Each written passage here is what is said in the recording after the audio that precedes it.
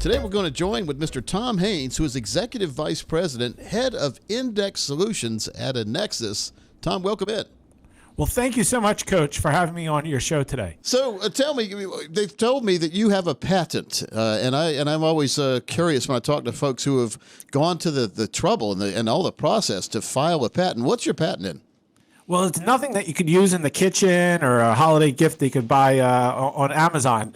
But my background, as you know, Coach, has been developing indices as well as developing the way to package them and deliver them. And obviously at Nexus, we're a leader developing index annuities. But my whole career on Wall Street, I actually, before getting involved in building index annuities, I was on Wall Street. I led solution structuring at UBS, Royal Bank of Scotland, and I also was at the New York Stock Exchange for 4 years, which we still work with today as a partner through our NYSE Edge Index. And while the New York Stock Exchange, when you think about the stock exchange, you think about papers and trading and ringing bells. But the stock exchange, that company, actually also has some of the biggest futures exchanges in the market, including trading of oil contracts, frozen concentrated orange juice, like Trading Places. And when I was very involved as well with that futures business, I figured out a way to develop a method to get strategies, almost like an annuity, but for institutional needs, through structured futures. So I worked on that design. We filed the patent application in 2009, and I left to the NYSE to go into the banking side again. But the NYSE did receive that patent, and I am the lead inventor.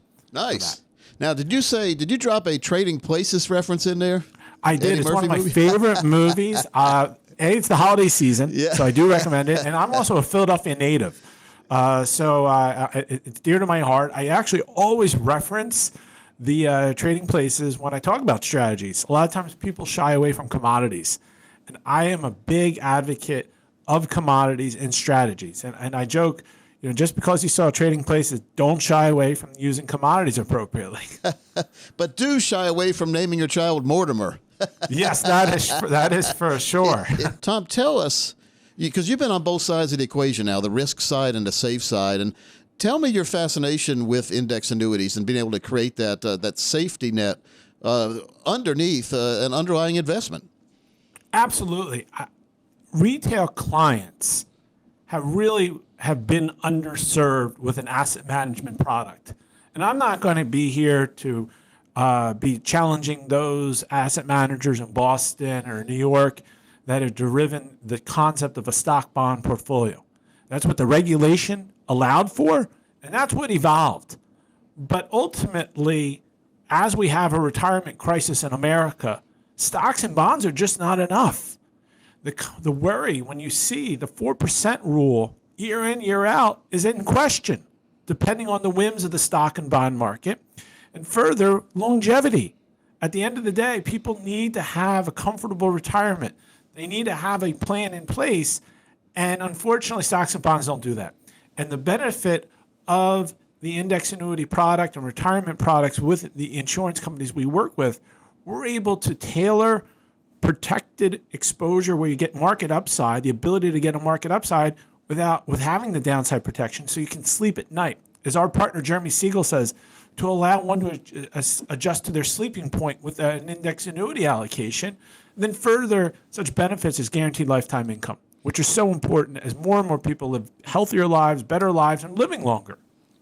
The biggest risk out there as we get older is one of the biggest risks is called longevity risks. Do you want to talk about what that is and how having an indexed annuity with that income rider added to it will take that risk right off the table? That's absolutely. So because people are living longer, what are they going to live off of? Social Security, well, that's in question. But let's say you're at near retirement age and you think the Social Security benefit will continue to pay out.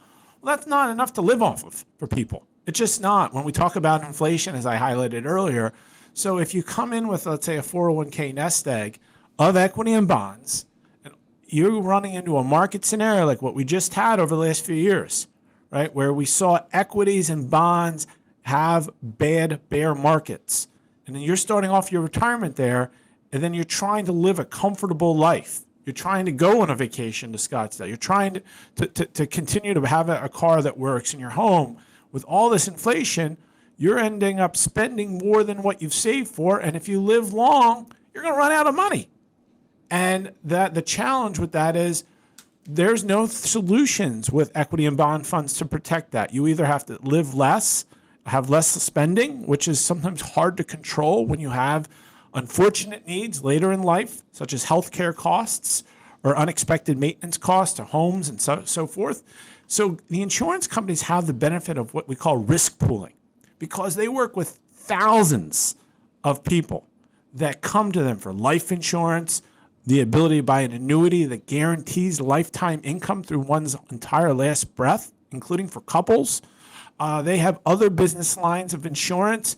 So as a major well-rated insurance company, such as a Nationwide per se, they're able to then offer the policies that provide upside participation in the market, downside protection, but also include guaranteed income.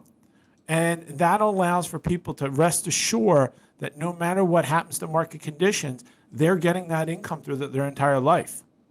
Yeah, very, very important. I think it's overlooked a lot of times when we're talking about approaching retirement. People are always talking about what they want to do in retirement. They forget about putting together the plan to make sure they can do what they want to do in retirement. That is for sure. And unfortunately, America is so good in the financial marketplace, just talking about how things project when you put more money to work. But what happens when we say decumulation? You're no longer working. So where are you going to get the money if the market goes down? If you say, oh, don't worry, you're 55 years old, you have another 10 years to work, market goes down, you have more money, you're buying at lower prices. Well, once you stop working, you don't have any more money to put to work. Yeah. And now that's the risk. True or false? We're in the worst bond market in U.S. history. That is true. It's a scary statistic, but it is true. Here, going back to the 1700s, Deutsche Bank last year was able to see that going all the way that far back, really from the times of Alexander Hamilton. Those that understand the play and the history. Yeah. Yeah, exactly. When he started issuing U.S. government bonds before he got shot by Aaron Burr, through that time, the jump in rates has been the most drastic. And when interest rates jump so much, so quick, that causes bonds to go down. And going from literally, and during the pandemic, 50 basis points to the U.S. Treasury. So 0.5% was the yield on the Treasury. And here in October, now we're in November, going into December, but going into November, we had over 5% on the 10-year.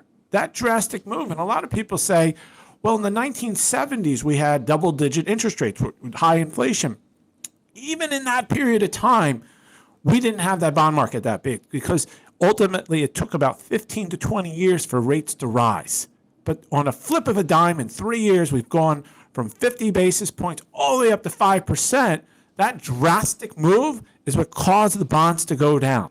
And the other thing that's a misnomer is people think, okay, when equities go up, bonds go down. When bonds go up, stocks go down. That isn't true. My friend and mentor, Professor Roger Ibbotson of the Yale School, who we've built indices with, the Zebra Edge indices, Roger will highlight through his research that there has been many times where both markets go down.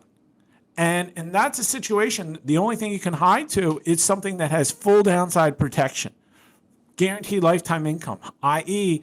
the index annuities. So if someone is just hearing about these today or have been considering it, what would you tell somebody about adding index annuities to make it a part of their retirement portfolio?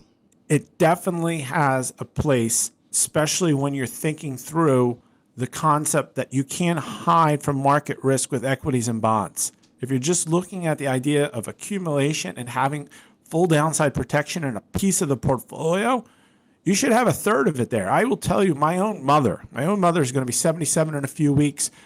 My father did 27 years at Sunoco.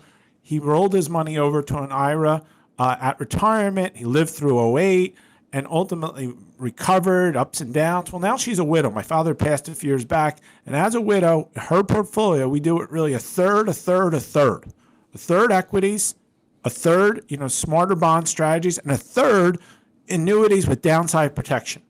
And that allows for, again, that one piece of the puzzle that won't have losses. Then coupled with the other idea, we talked about longevity risk. So those that have not enough saved for retirement and they're getting worried, guaranteed lifetime incomes should be a real big piece of that, and arguably could even be a bigger piece of that. Even in putting the context, I know we're talking more micro here with my own parents, my in-laws. Polish immigrants have been in the United States working full-time for 40 years. The comfort, my father-in-law did not have a lot of time for retirement. And ultimately, what the comfort they have is they actually utilize a guaranteed income life annuity solution to give them that comfort that they can live through retirement. Yeah, it just makes a lot of sense. Tom, we're coming up against the clock here, but we really appreciate your time. Again, folks, his name is Tom Haines, Executive Vice President, Head of Index Solutions at Nexus. Tom, we hope to have you on again in the future. Thank you so much, Coach. And everyone, happy holidays.